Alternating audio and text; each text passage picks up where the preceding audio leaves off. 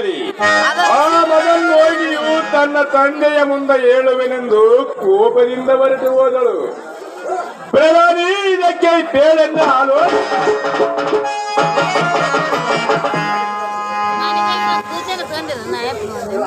ಮಹಾರಾಜರೇ, ಆ ನಾರಿಯನ್ನು ಹೊರಹೋಗಲು ಬಿಡಬೇಡಿ, ದಾರಿಯಲ್ಲಿ ಅಡ್ಡ ತರಬೇಡಿ. ಯಾಕಂದರೆ ಬುದ್ಧಿ ಸೌಂದರ್ಯ, ಬುದ್ಧಿಶಕ್ತಿ, ಪರಾಕ್ರಮೆ ಚಡ್ವಯನ್ನಾರಿ ಚಿತೆಯನ್ನಾಂ ಹೀಗೆಂದು ಸ್ತುತಿ ಉಂಟು. ಆಹೋ ರಾಜ ಭೂಪಾಲನೆ, ನಾವು ಯಾವುದಾದರೂ ಕಾರ್ಯ ಮಾಡಬೇಕಾದರೆ ಮೊದಲು ಗೆಲುವಿರಬೇಕು. ಪ್ರಾಣ ಹತನಾಗಿ ಹೇಳಿ, ಆದರೆ ಧೈರ್ಯವಿರಬೇಕು. ಅದು ಯಾಕೆಂದು ಹೇಳುವನು ಚಿತ್ತ ಬಿಟ್ಟು ಕೇಳುವಂತ ಚೆನ್ನಾಗಿ ಮಹಾರಾಜರೇ, ಒಕ್ಕಲ ಮಗನು ತನ್ನ ಶ್ರಮದಿಂದ ಭೂಮಿಯನ್ನು ಹದ ಮಾಡುತ್ತಾನೆ. ಮಳೆಯೂ ಸುರಿಯುವುದು, ಬೆಳೆಯೂ ಬರುವುದು, ಅದು ದೇವರ ಯತ್ನ. ಆದರೆ ಆ ನಾರಿಯನ್ನು ಕಲ್ಪನೆಯಿಂದ ವಶವಾಗುವಂತೆ ಮಾಡಬೇಕು. ಆಹೋ ದೊರೆ, ಭಂಗ ದೊರೆಯುವುದು, ಅಂಗನ ಗಲಿಯುವುದು, ಸಗನ ಗಲಿಯುವುದು, ಈ ಮೂರು ಸಂಘಗಳಿಗೊಳಿದೆಂದು ಹಿರಿಯರು ಹೇಳುತ್ತಿರುವರು. ಆದ ಕಾರಣ ಆ ನಾರಿಯನ್ನು ಹೊರಬಿಡಬೇಡವೋ ಪಡವಿ. ನಿನ್ನ ಇಷ್ಟದಂತೆ ಆಗಲಿ.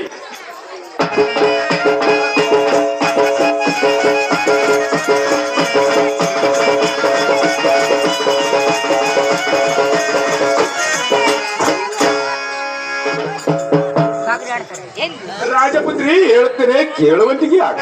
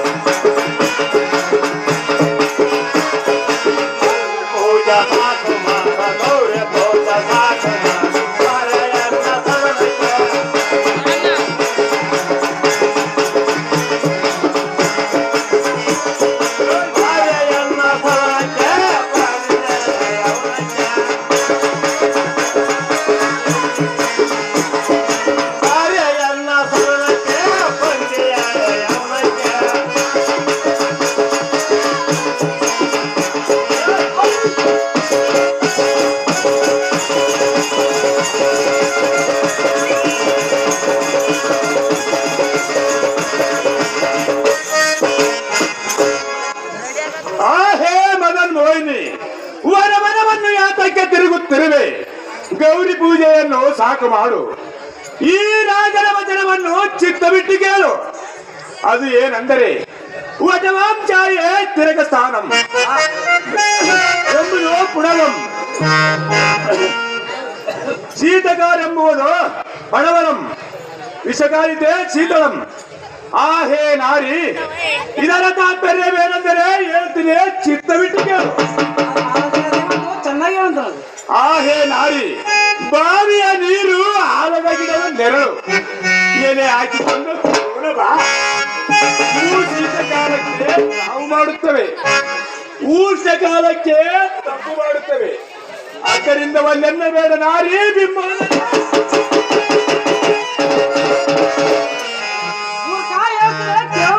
ಊರ್ ಕಡೆ ಏನು ಅಂತ ಚೆನ್ನಾಗಿ ಹೇಳುವಂತಿದ್ದೆ.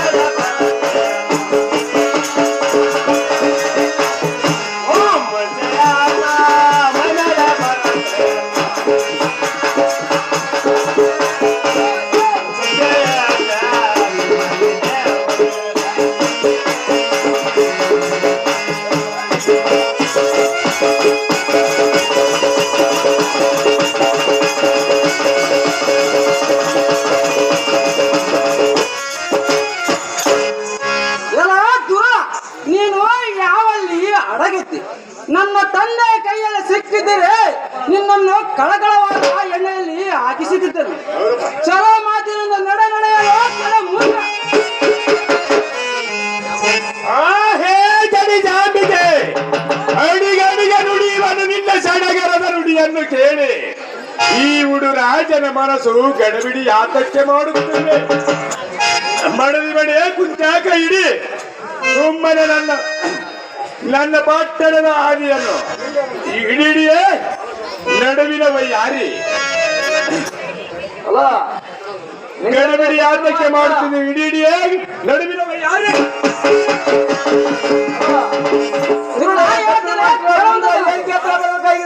ಏನು ಮತ್ತು ಚೆನ್ನಾಗಿ ಹೇಳು.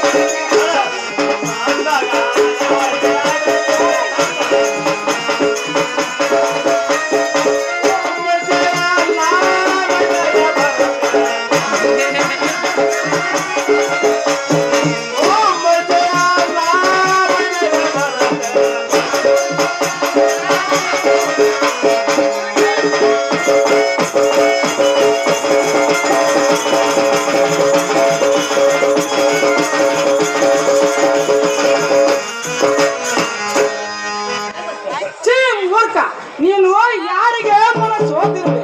ಸೇದುವ ಬಾಯಿಯನ್ನು ಕಂಡು ಶ್ವಾನವ ಸಂತೋಷ ಪಟ್ಟಂತೆ ಯಾತಕ್ಕೆ ನೋಡುತ್ತಿರುವೆ?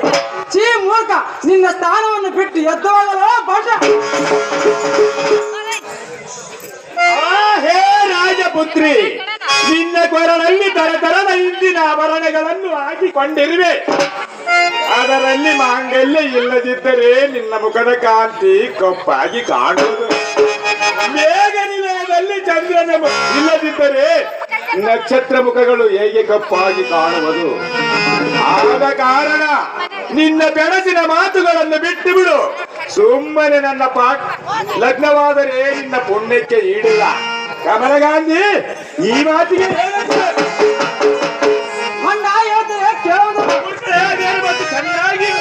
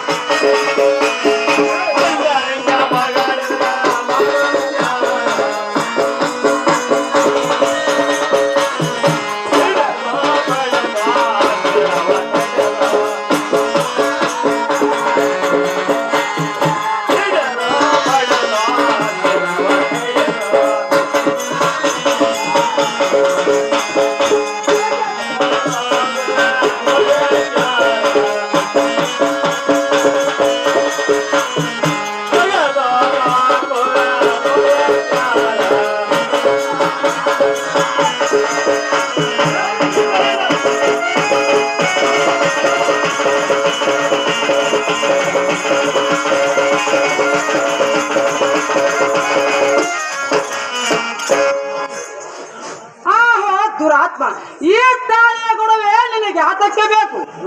ಈ ಗಾಡಿದ ನುಡಿಗಳನ್ನು ಇನ್ನೊಂದು ಸಲ ಆಡಿದರೆ ನಿನ್ನ ಕಡ ಮೂರ್ಖ.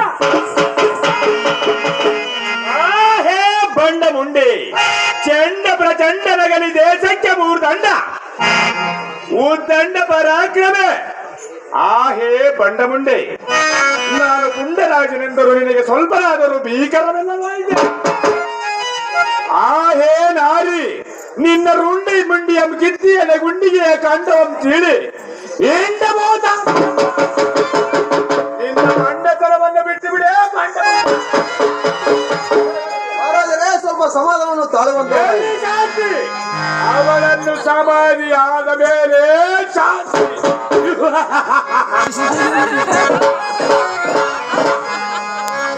ಮಹಾರಾಜರೇ, ಹೇಳ್ತೀನಿ ಕೇಳುವಂತವರಾಗಿ. ಮತ್ತು ಚೆನ್ನಾಗಿ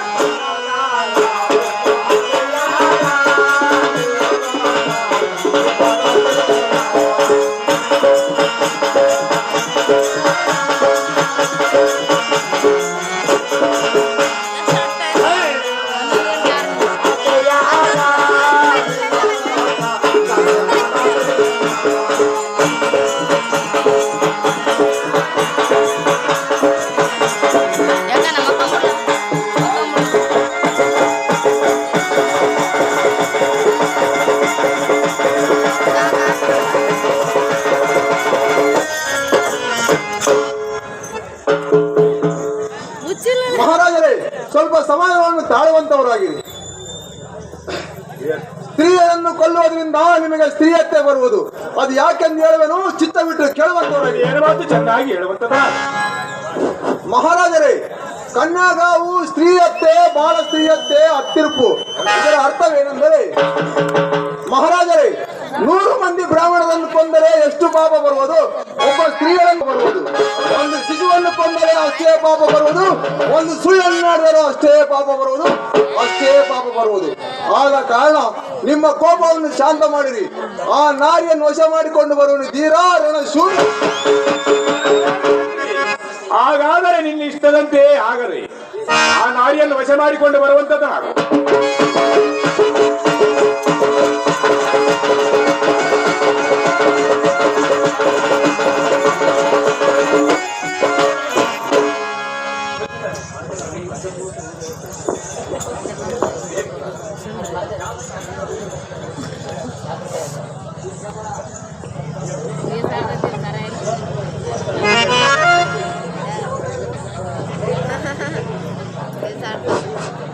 ಕಲಾಭಿಮಾನಿಗಳಲ್ಲಿ ವಿನಂತಿ, ಈ ಒಂದು ಕಲಾರಂಗಕ್ಕೆ ಮೆಚ್ಚಿ ಈ ಒಂದು ನಾಡದ ಕಂಪನಿಗೆ